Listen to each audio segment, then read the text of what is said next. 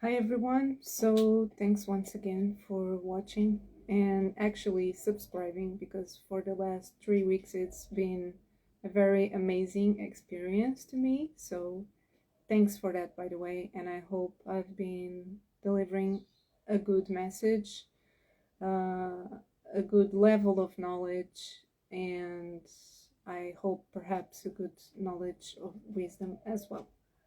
So on the previous topic, we disclosure certain definitions about depression.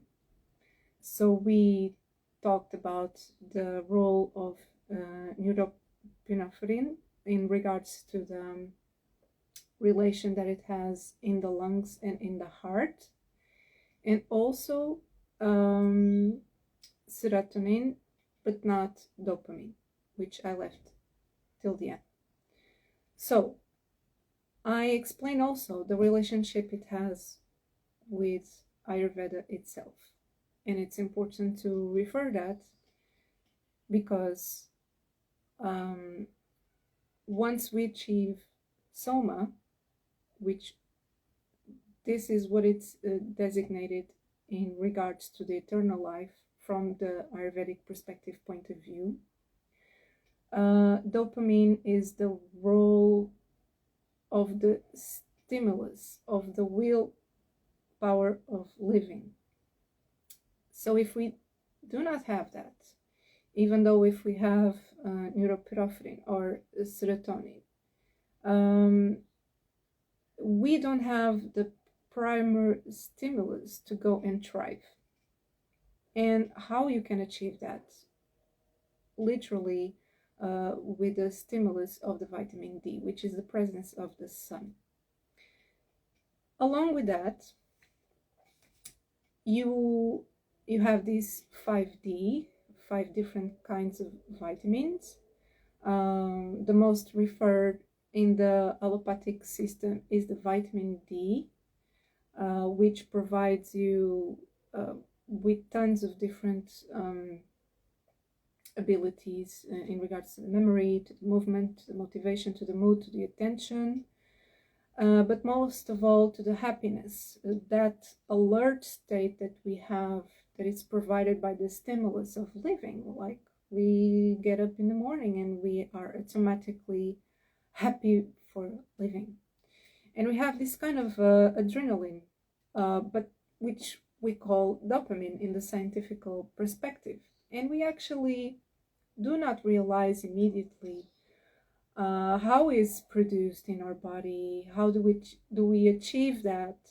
And this is probably the most hidden topic in regards to other psychiatrical diseases that we have, which one is very attached to vitamin levels as well, is in regarding to the schizophrenia or Parkinson, or even ADHD, which I do not even consider a disease, by the way, but it's considered like that in the allopathic system. So we are going to talk about the different levels of the vitamin D presence in these 3 different diseases. But the gut absorption, which is going to be our next topic, and I will explain further, a little bit further, and hopefully better, what this relation has to be with the dopamine levels. In the general way speaking point of view, what dopamine actually allows your body to do, and there's a very extensive list in regards to the process of what is expected, or what science already observed in the presence of the vitamin D regarding the development of dopamine in the system, is that it causes, remember the flight mode that I explained in the previous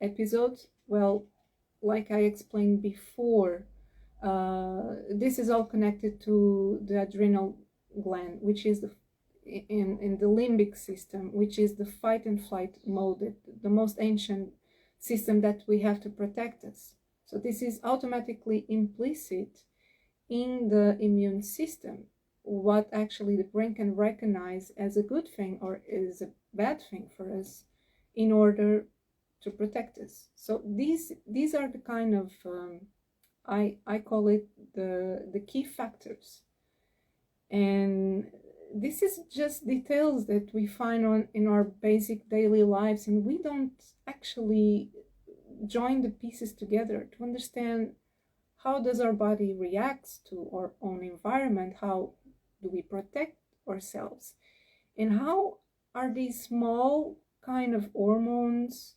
or neurotransmitters work or do not work once they decide that something is wrong and we are not connecting again these pieces, is that we have something called the relaxation of the blood vessels.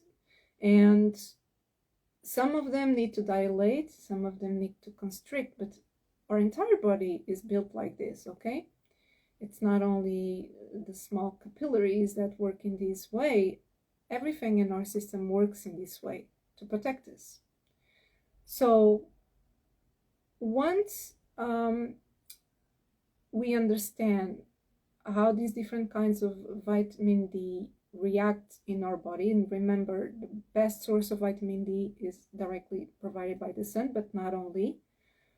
If the dopamine levels that we already have in us do not recognize, perhaps depression is already so much advanced that the first thing the person does is, please do not put me next to the sun. I don't want to get out. I don't want to for you to open the windows and to get in touch with the real world that we live. We have this automatic system to block it, but our body needs to produce this vitamin anyway, otherwise we would not survive. So this is the relationship that I would like to make people aware that we can experience, is that we need to put our body, and especially our brain and our heart, to work to intuitively make these wise decisions for us, because many times if we are not aware of these small details that science can provide to us today, if we get into the holistical side point of view, if you go to the Vedas, you do not connect immediately because you think, oh, this is just philosophy, and my body can, once I do not get vitamin D directly by the sun, my body won't be able to produce. So it's not like that. This is the reason why the different levels of the dopamine in the body, which is this stage of happiness that you feel, once it's too much low or too much high, it will also give you problems in one way or another. So this is the reason why you get these kind of weird diseases like schizophrenia or Parkinson or ADHD. And this is the reason why I try to make the relationship between these three diseases. Not sure if I will have time to talk individually about each one, but there is definitely a relationship between this, like also one of the roles of the dopamine is to increase the removal of the sodium, the salts in the body, along with the urine. So this is also another important thing to talk about. But you can also see how it can reduce the insulin from the pancreas itself, the insulin production, the excessive insulin production. You have this correlationship as well, and you can associate insulin with a bunch of other things in the body, because remember, like I said in the beginning, fat is like the white sheet paper that our cells have to be written down. So we don't want to write down bad things, and if the lack of dopamine can do that, we need to look at both sides. It also reduces the lymphocyte activity from the immune system. So this is the aspect I was talking early.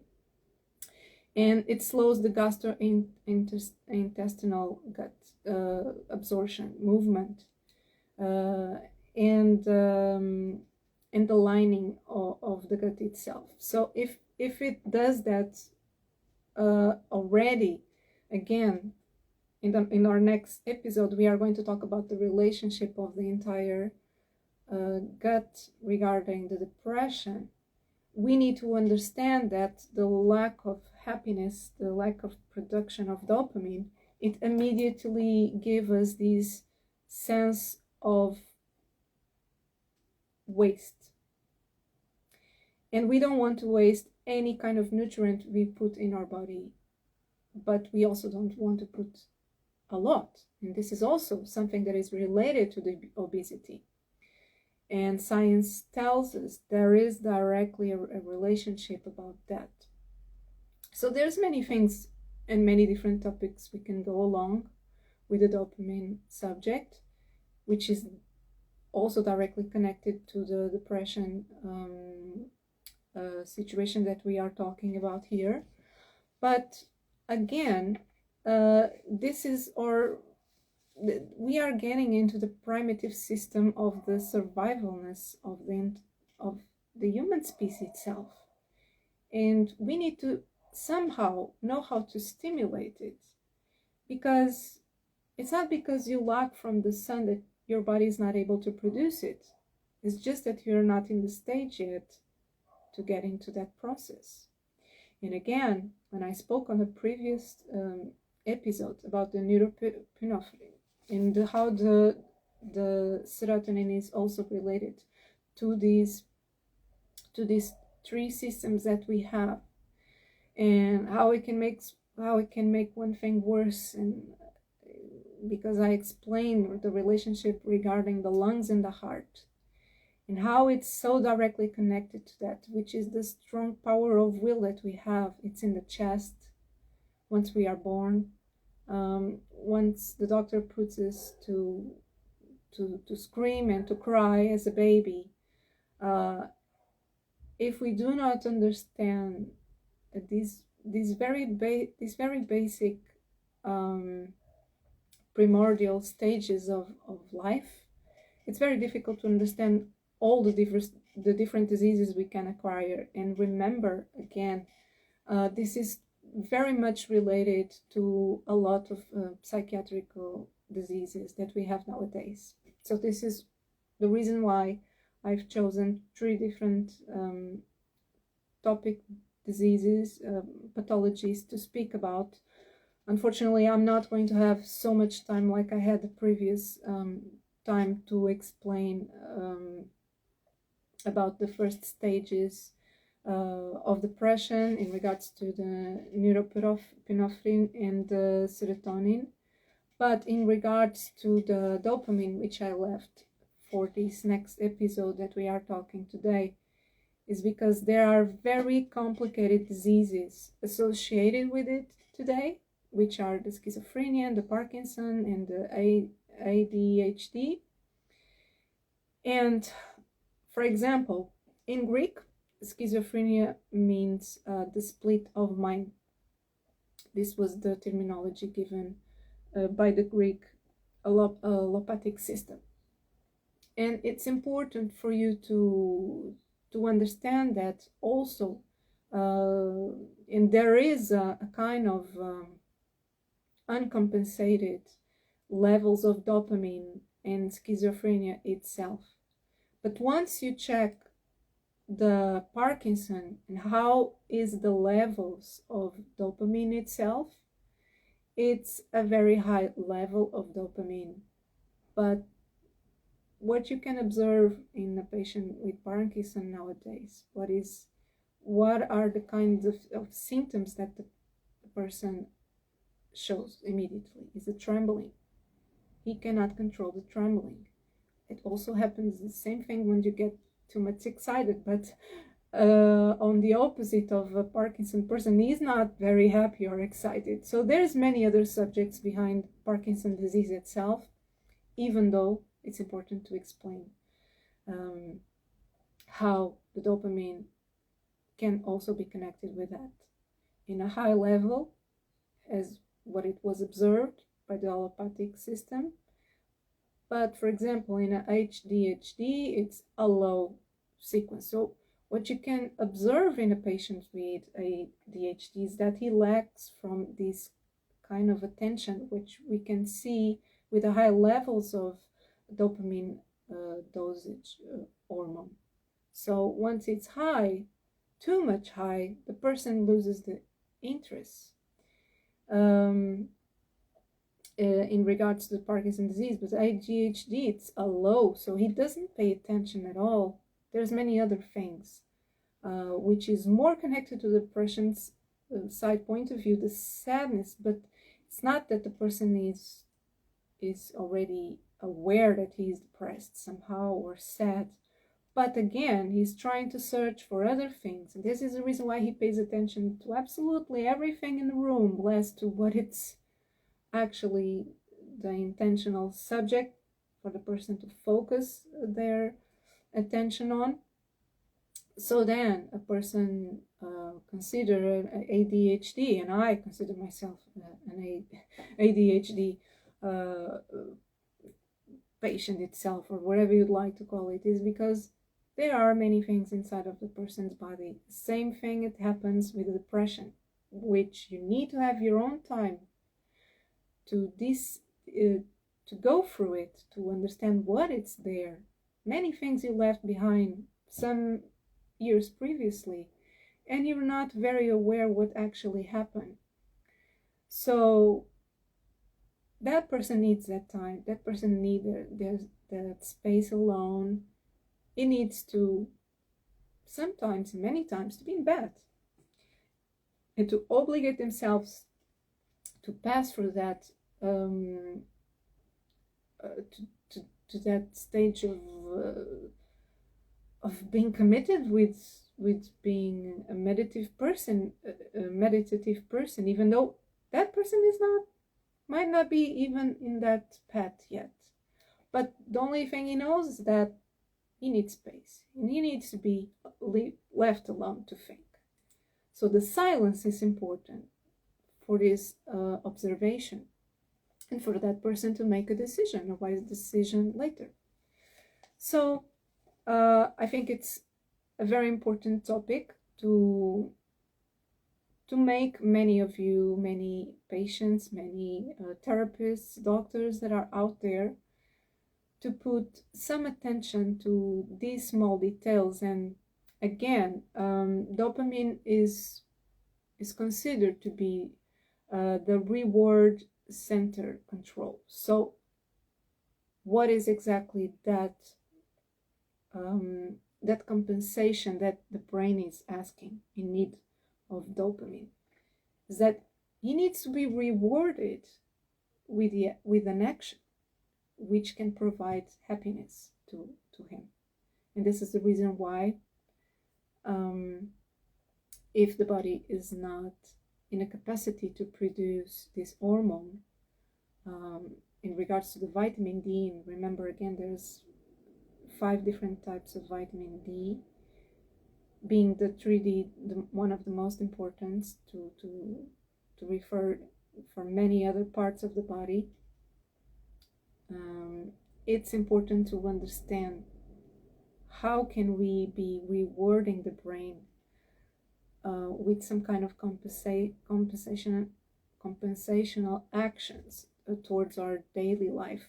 And this is the reason why I think, again, once we look through the Ayurvedic point of view, and I will go through the homeopathic point of view later, is that we see very clearly that the body is asking for rewards every single day, with whatever can be. Nowadays, most of people look through internet to go and search for that.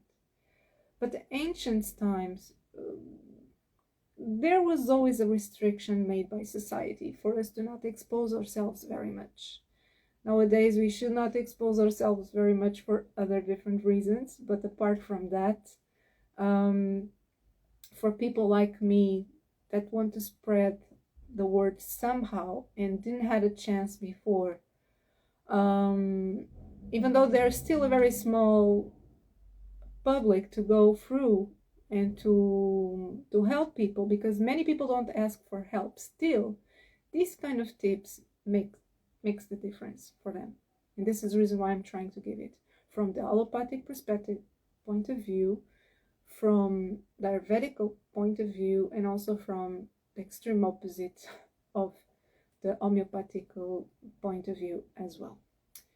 So again, Ayurveda always wants to give you the truth, whether if it's a good truth, whether if it's not such a good truth like that. It's not a very pretty good truth like that, but it's still the truth.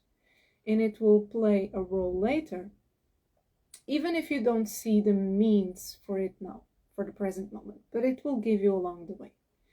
So this reward center that our brain is asking, perhaps once we get into depression, once we are not interacting with life itself, and we get into this very dark place that we are, we can make the light by ourselves in the middle of the darkness. This is the first main goal that Ayurveda has. This is the reason why it tells you to meditate. It just tells you, just go, stay there alone, because really inside and deeper in you are never alone. You're just not alone. Sometimes you are connected with this world and sometimes you are not. But apart from that, what I would like to pass with this message regarding the Ayurvedic perspective is that there is ways to do that. Along the way, I will explain some of them. Some of them will be meditational, some of them will be only pranayama, some of them can be yoga, but it can also be with other people as well. It just depends on the stage that we are during that time. So it's not a bad thing, it's just the process that we are and living at the moment. And because it's important to understand these differences, that it's so much important to be depressed as it is to be happy, because it is.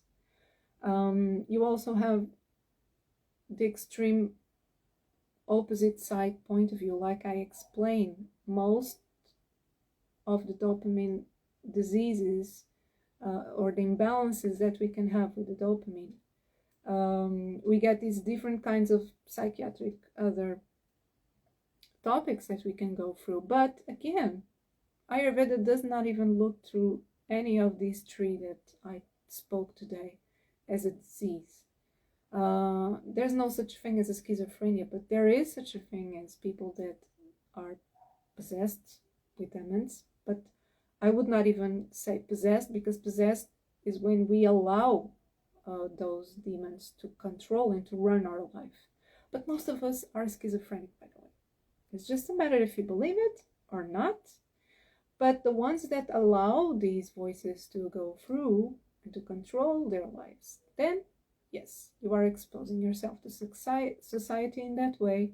Even the other day I was looking for a very nice speech of a very great space scientist, and she was talking about that, how could she spoke publicly about her schizophrenia, and then she did on the TED Talks.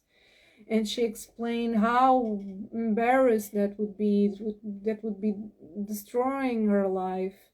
Even her mother told her that you're never going to get a job, you're never going to get money, no one is looking at you like you are a normal person ever again. But she did it and she succeeded. She just made a decision to not listen to those entities. But there are good entities. And those entities are with us every and each single day of our lives. They are called intuition, by the way. And once they gather all together, and your heart, which is the ultimate one that is going to tell you if that is the truth or if that is a good idea to follow these voices, these strong feelings that we have inside of us, then we can pursue with our schizophrenia. But other than that, it's not good to listen to voices that we actually didn't put them to test yet. Let's say perhaps in this way. Ayurveda never told me, never taught me in that way, that I can listen to any voice first that comes into my mind. It's not how it works. We are here to experience, and we are here to be adults and to be responsible for our own lives. And this is the reason why it's important to refer each one of these diseases that are related to dopamine, because at the end of the day, and again also Parkinson is pretty much related with a high level of presence regarding aluminium as well. And it's important to refer that in regards to Parkinson's disease, not only about the lack of vitamin D, but again, it's a disease that is highly connected to the dopamine levels, and I think it's important to refer it as well. So along with that, we can see that there are things we can control, there are things we cannot control. In Parkinson's disease, neurons are dying, and we don't know the reason why, but many things makes our neurons die. We just need to replace it with good neurons. And remember, we hereditated a bunch of neurons that are not ours. They come directly from our mother, or they come directly from our father, and we are the ones that connect them together. If we are allowing, by our lifestyle, by allowing our own depression to go, or to let us through a path that we are killing our own genetical print, our own the print of our own soul, of our own personality, of our own principles and our morals that we have in us, then we are not making good decisions about replacing them, if you understand what I mean. So again, this is the perspective of Ayurveda. Also in ADHD, this is the last topic about attention, what we should pay attention to, or what we should not pay attention to. And this is the reason why I'm referring them. It's important to make a decision at the end. Okay, so I'll leave it with that in regards to the Ayurvedic perspective. And in regards to the homeopathic system, like I tried to explain on the first video, which might be a little bit confusing to many of you. There's many different ways of us as homeopathic practitioners to diagnose a person, because there's many levels of toxicity that we are suffering from during our life. And what I try to explain is that we try to make a decision in between which topic, which kind of toxicity it's in the person's body, and what we can take it out from that, and how we can make a disease with that directly. And we call it it's the healing by the similarity, because that's what is going to stimulate your body to recognize what it's in the system, so it can work against it.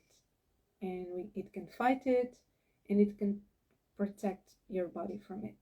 We also look through the spectrum of diseases and the way of healing them in this way.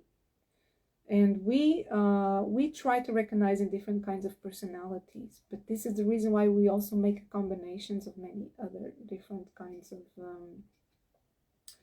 of medicines that we can give to the person. And that is important to explain. Might not be very well explained on the previous topic, and I excuse myself for that, but it's not actually very easy to explain when I have such a big extremity of backgrounds in regards to my career and my learning experiences. But actually works. And it works on a quantic level, which many of us are not very well prepared to perceive it yet. But we will go through that along the way, and I believe human beings have that ability. We just need to stop. And I'm not even talking about spiritual entities, but physical entities, very human entities, to control us. We need to defend our own souls. and our own dignity in towards that. So this is the second part regarding the depression topic that I would like to clarify a little bit more, and I hope I did it, because in the next subject we are going to talk about the gut, and the gut is a very, very important, if not one of the most important topics I will talk about. So it will go through, I guess, many other diseases that we might have, most of the diseases we might have, 70% of the diseases we might get along the way. But it's important to explain the relation regarding the vitamin D, because it's related directly to the gut absorption. And once we go and talk about the gut itself and the whole thing, we will understand further the importance